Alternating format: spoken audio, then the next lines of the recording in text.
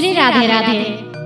आज हम सभी कलाकार अपने वाराणसी गांधीनगर सूर्या स्टूडियो में डायरेक्टर साहब शेखर सर के यहाँ आज बहुत ही प्यारा कजरी मैं सुनाने जा रही हूँ, जो कि आप लोगों की प्यारी सी गायिका कंचन सिंह वाराणसी से। पार्वती जी शिव को मनाने के लिए किस तरह का प्रयास करती है सावन के महीने में, बहुत ही भावपूर्ण कजरी है, पारंपरिक गीत है। तो चलते हैं कजरी की तरफ। ओ कि गौरा धीरे धीरे चरण दबाने लगी, भोला को जगाने लगी ना। कि गौरा धीरे धीरे चरण दबाने लगी, भोला को जगाने लगी ना। हे जगाने लगी ना, हे जगाने लगी ना, हे जगाने लगी ना, हो जगाने लगी ना। कि गौरा धीरे धीरे चरण दबाने लगी, भोला को जगाने लगी ना। कि गौरा धीरे धीरे चरण दबाने लगी, भोला को जगाने लगी ना। जय हो।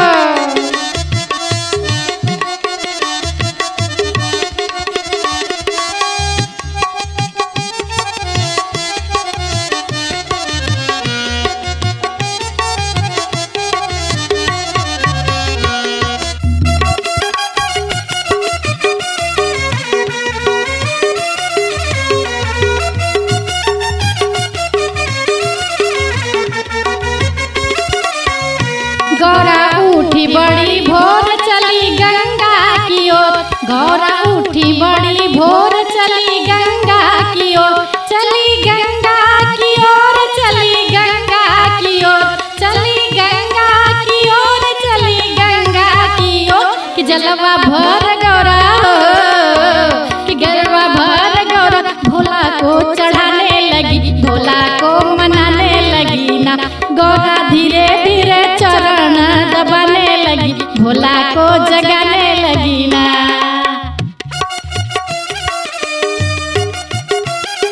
जय हो।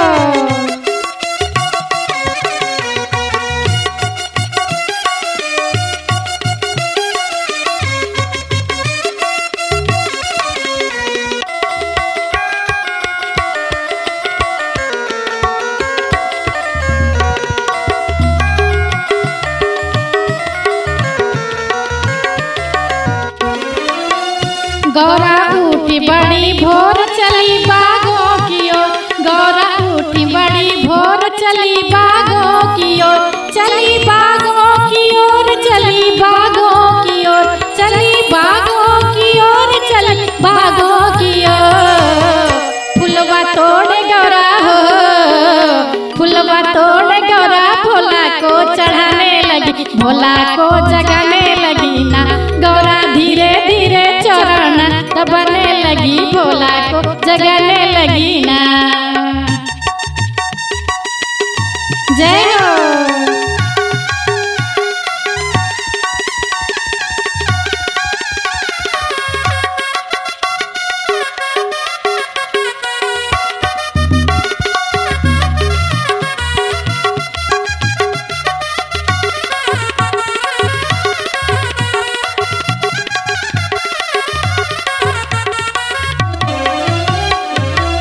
गौरा उठी बड़ी भोर चली रसोई की ओर, गौरा उठी बड़ी भोर चली रसोई की ओर, चली रसोई की ओर, चली रसोई की ओर, चली रसोई की ओर, चली रसोई की ओर। गौरा भोग लेके हो, गौरा भोग लेके भोला को खिलाने लगी, भोला को जगाने लगी ना। गौरा धीरे धीरे चरण दबाने लगी, भोला को जगाने लगी ना। गौरा धीरे